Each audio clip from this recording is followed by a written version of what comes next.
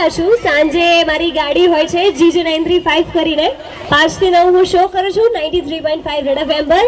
ક્યારેક રેડિયો પર સાંભળ્યું હશે. અને આપણે બધા સાથે રાસ રમીશું, પણ એના માટે તમારે બધાએ થોડુંક આમ દૂર જઈને સર્કલ બનાવવું પડશે.